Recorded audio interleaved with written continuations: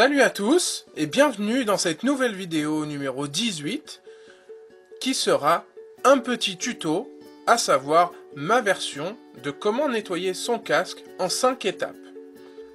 Alors pour ce faire, nous avons besoin de plusieurs choses. Tout d'abord, une surface plane pour poser le casque. Éventuellement un socle pour poser le casque en fait à l'envers. Un produit pour nettoyer le casque à l'extérieur et les écrans. Un produit pour l'intérieur du casque, pour enlever les mauvaises odeurs et éventuellement en apporter une nouvelle. Ensuite, un lubrifiant silicone pour les joints. Un chiffon et une microfibre pour bien polish tout l'ensemble. Alors tout d'abord, avant de commencer, on va enlever l'écran, si possible. Alors il y a différents types d'écrans, il y a des écrans qui se déboîtent, il y a des écrans qui s'enlèvent avec des mécanismes. À vous de vous adapter selon votre casque. Si vous n'y arrivez pas, laissez l'écran, on passera au travers. Mais c'est vrai que si on l'enlève, c'est toujours plus pratique. Alors la première étape, déjà, on prend notre produit pour nettoyer le casque.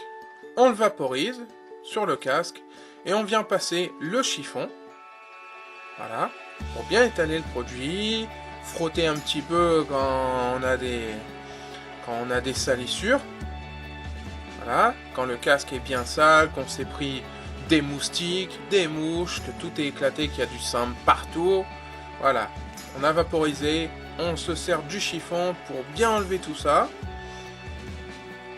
Pensez à bien passer en dessous les écopes, les spoilers, voilà, ces petites choses qui peuvent renfermer un peu de salissure ou des morceaux d'insectes. On ne sait jamais.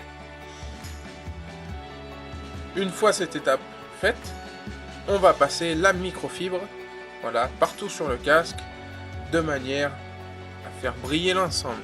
Ça sèche le produit et on fait briller le casque. Alors pour un casque mat, forcément la brillance sera pas au top, mais vous m'avez compris.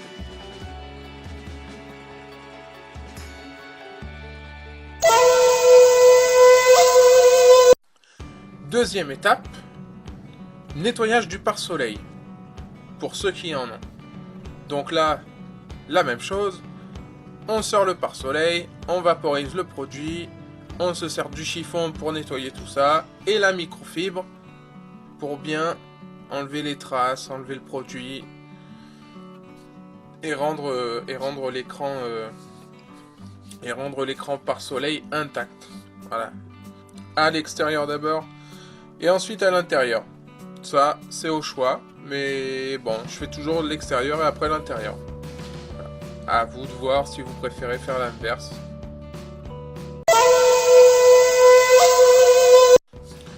Troisième étape, la lubrification du joint.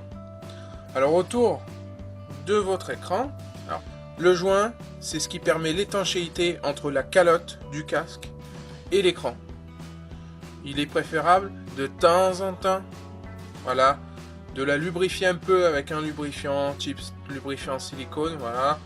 On lubrifie, ça permet de bien jouer l'étanchéité, que ce soit pour la pluie, pour le vent, voilà. Hop, ça lui redonne un peu de peps et ça coûte pas grand chose.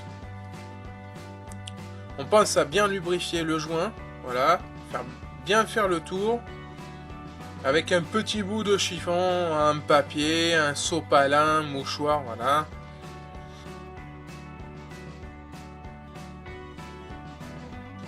Si il y a un peu de produit, pensez à l'enlever de suite sur la calotte, voilà, sur le reste de votre casque. S'il y a un peu de produit, pensez à l'enlever de suite, au moins c'est fait, il n'y a pas de problème.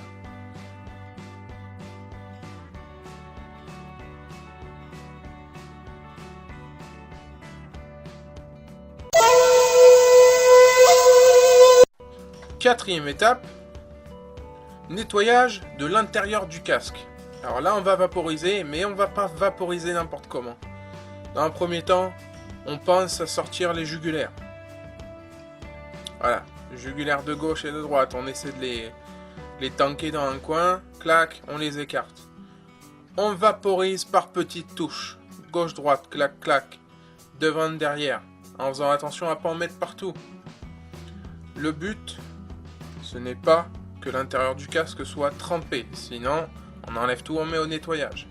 Voilà, des petites touches. Dans le cas du produit Vulcanet C9, ça permet aussi d'aspirer la transpiration. Donc, par petites touches. 5e étape, nettoyage de l'écran qu'on a démonté. Voilà.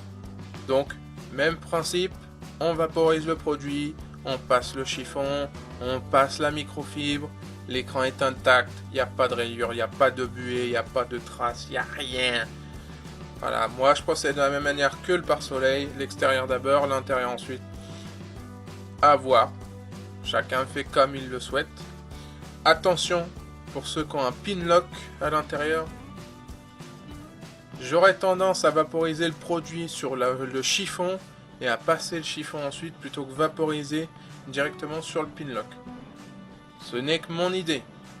Autour du pin lock, il y a un joint, mais entre le joint et le contour de l'écran, il se peut qu'il y ait du produit qui reste.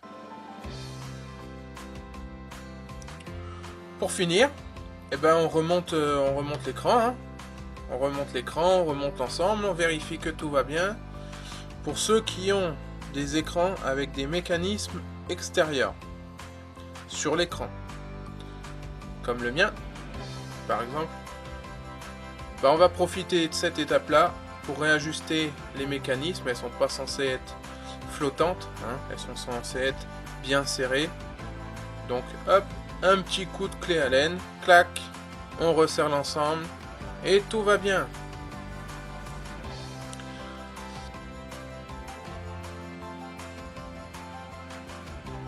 Une fois que nous avons fini le nettoyage de notre casque, il est conseillé de ne pas le ranger de suite, parce qu'on a vaporisé à l'intérieur quand même du produit. Donc c'est bien de le laisser un peu à l'extérieur de manière à ce que ça ventile et que les produits aient le temps de sécher, qu'il n'y ait pas d'accumulation d'humidité par exemple. Voilà, ce tuto est maintenant terminé, j'espère qu'il vous aura plu. N'hésitez pas à mettre un petit pouce, un petit commentaire ou ce que vous voulez, ou rien du tout, mais bon, c'est toujours cool. Et je vous donne rendez-vous très bientôt pour la prochaine vidéo. Allez, see you soon!